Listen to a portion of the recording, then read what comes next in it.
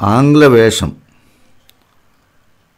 రోజురోజుకి నాకు శాకాహారం మీద నమ్మకం పెరగసాగింది. సాల్టుగారి పుస్తకం చదివిన తర్వాత ఆహార విషయాలను గురించిన పుస్తకాలు చదవాలనే కాంక్ష పెరిగింది.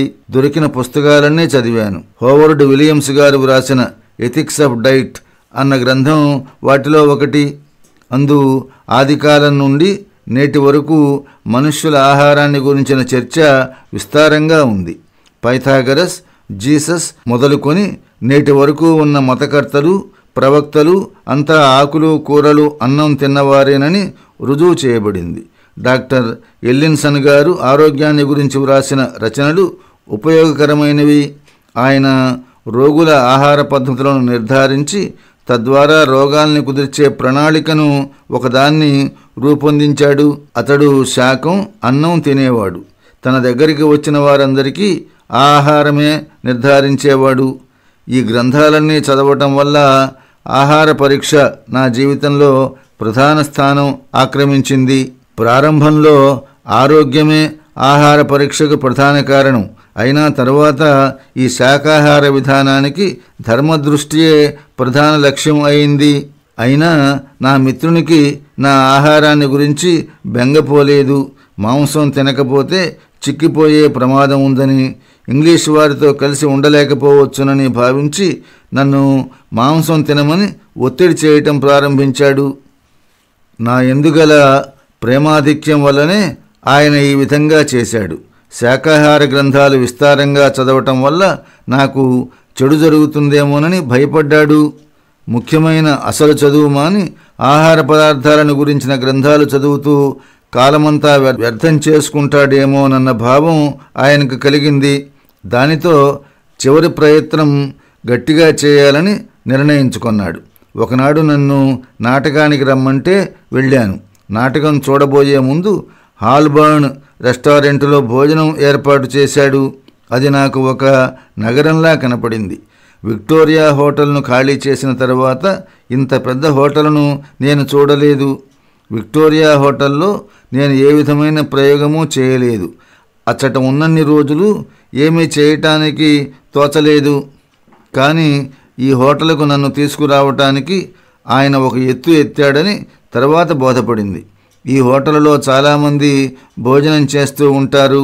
మధ్యలో మాట్లాడటానికి వీలు ఉండదు. కిక్కురు మనకుండా పెట్టింది తినవలసి వస్తుందనే భావం ఆయనకు కలిగిందన్నమాట. మేము చాలామందిమి ఒక బల్ల దగ్గర కూర్చున్నాము. మొదటి వాయి సూపు. అది దేనితో చేశారా అని నాకు సందేహం కలిగింది. మిత్రుణ్ణి అడగటానికి వీలు లేదు. వడ్డించేవాణ్ణి పిలిచాను. అతన్ని ఎందుకు పిలుస్తున్నానని మిత్రుడు గట్టిగా నన్ను అడిగాడు. అంతటితో ఆగక, నీవు ఈ సమాజంలో ఉండతగు, ఎలా మెలగాలో తెలియకపోతే ఇంకొక హోటల్కి వెళ్ళి భుజించు. నేను వచ్చేదాకా హోటల్ బయట వేచి ఉండు అని కోపంగా అన్నాడు. ఆయన మాటలు వినగానే నాకు లోలోన సంతోషం కలిగింది. వెంటనే లేచి బయటికి వచ్చి వేశాను. దగ్గరలోనే ఒక శాకాహారశాల ఉంది. ప్రొద్దుపోయినందున దాన్ని మూసివేశారు. ఆ పూట నాకు తిండి లేదు. తర్వాత ఇద్దరం నాటకం చూసేందుకు వెళ్ళాము. ఈ ఘట్టాన్ని గురించి ఆయన ఎప్పుడూ నా దగ్గర ఎత్తలేదు. ఎత్తవలసిన అవసరం నాకు లేదు కదా. మా మిత్ర కలహం చివరిది ఇదే. అయితే దానివల్ల మా స్నేహానికి ఆటంకం కలగలేదు. ఆయన పడ్డ తపనకు మూలం ప్రేమే. ఆచరణలోనూ ఆలోచనలోనూ వ్యత్యాసం ఉన్నప్పటికీ ఆయనంటే నాకు అమిత గౌరవం ఏర్పడింది. మాంసం తినకపోయినా మిగతా విషయాల్లో ఆంగ్ల సమాజంలో సరిగా మసగగలనని ఆయనకు తెలియజేయాలని భావించాను. అందుకోసం అశక్యం అనుకున్న ఆంగ్ల పద్ధతుల్ని అవలంబించ ప్రారంభించాను. నేను ధరించే దుస్తులు బొంబాయిలో తయారైనవి.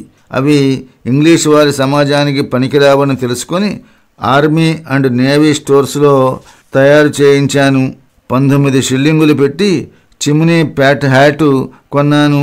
ఆ రోజుల్లో నేను ఆ హ్యాట్ కోసం ఎక్కువ ధర చెల్లించాను.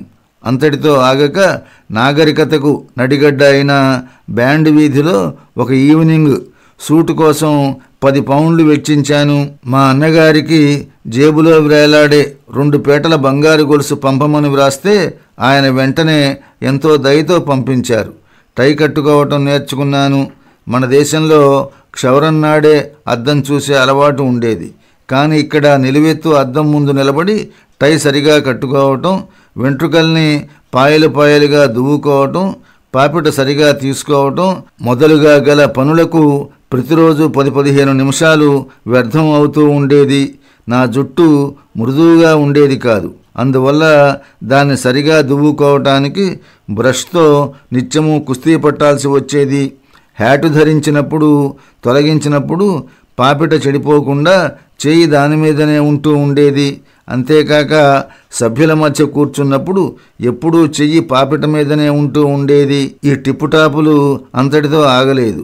ఆంగ్లేయుల వేషం వేసుకున్నంత మాత్రాన సభ్యుడవటం సాధ్యమా? ఇంకా సభ్య లక్షణాలు నేర్చుకోవలసినవి చాలా ఉన్నాయి. డాన్సు చేయటం నేర్చుకోవాలి. ఫ్రెంచి భాష బాగా నేర్చుకోవాలి. ఇంగ్లాండుకు పొరుగున ఉన్న ఫ్రాన్సు దేశపు భాష ఫ్రెంచి. యూరప్ పర్యటించాలనే కోరిక నాకు ఉండేది. అంతేగాక సభ్యపురుషుడు ధారాళంగా ఉపన్యసించటం కూడా నేర్చుకోవాలి. నేను డాన్స్ నేర్చుకోవాలని నిర్ణయించుకున్నాను. ఒక క్లాసులో చేరాను. ఒక టర్ముకు 3 పౌండ్లు ఫీజుగా చెల్లించాను. 3 వారాలలో 6 తరగతులు జరిగి ఉంటాయి. తాళానికి అనుగుణ్యంగా అడుగు పడలేదు. పియానో మోగుతూ ఉండేది. కానీ అది ఏమి చెబుతున్నదో బోధపడేది కాదు. 1, 2, 3 అంటూ వాయిద్యం ప్రారంభమయ్యేది. కానీ వాటి మధ్య గల అంతరాళం అర్థమయ్యేది కాదు. ఇక ఏం చేయాలి?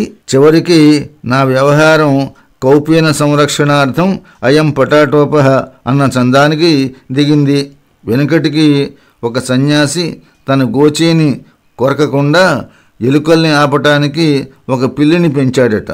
పిల్లిని పెంచటానికి ఒక ఆవు, ఆ ఆవును కాసేందుకు ఒక గొల్లవాడు. ఈ విధంగా గోచిని రక్షించుకోవటం కోసం సంసారం ఏర్పడిందట.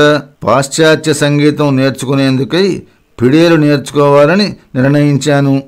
ఫిడేలుకు 3 పౌండ్లు సొమ్ము ఖర్చయింది. ఫిడేలు నేర్చుకోవటానికి కొంత ఖర్చు పెట్టక తప్పలేదు. ఉపన్యాస ధోరణి నేర్చుకునేందుకు మరో గురువుకు 1 గిన్ని ప్రవేశ రుసుం కింద చెల్లించాను. అందుకోసం బెల్ రచించిన స్టాండర్డ్ ఎలక్యూషనిస్ట్ అనే గ్రంథం కొన్నాను.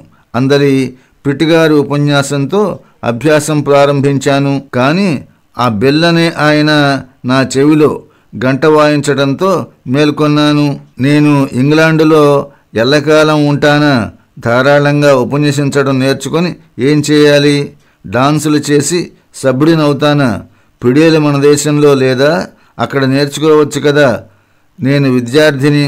విద్యాధనం సేకరించేందుకు నేను వచ్చాను. వృత్తి కోసం నేను సిద్ధం కావాలి. సదాచారాల ద్వారా సభ్యుడనని గుర్తించబడితే చాలు. అంతే కదా కావాల్సింది. ఇంకా ఎందుకీ వ్యామోహం? ఈ విధమైన భావాలను వెల్లడిస్తూ ఒక జాబు ఉపన్యాస కళను నేర్పే గురువుగారికి వ్రాసి పంపాను. ఆయన దగ్గర 2-3 పాఠాలు మాత్రమే నేను నేర్చుకున్నాను. డాన్స్ మాస్టారుకు కూడా అదే విధమైన జాబు రాశాను. ఫిడేలు నేర్పే గురువుగారి దగ్గరికి ఫిడేలు పుచ్చుకొని వెళ్ళాను. ఎంత వస్తే అంతకు దీన్ని అమ్మివేయమని చెప్పాను. ఆయనతో అప్పటికే కొద్దిగా స్నేహం ఏర్పడింది. అందువల్ల నాకు కలిగిన మోహభ్రమల్ని గురించి ఆయనకి చెప్పాను. డ్యాన్సుల జంజాటం నుండి నేను బయటపడటానికి ఆయన ఇష్టపడ్డాడు. సభ్యుడు కావాలనే వ్యామోహం సుమారు 3 మాసాల పాటు నన్ను వదలలేదు. అయితే ఆంగ్ల వేషానికి సంబంధించిన పటాటోపం మాత్రం కొన్ని సంవత్సరాల వరకు సాగింది. అయినా విద్యార్థిగా మారానని చెప్పవచ్చు.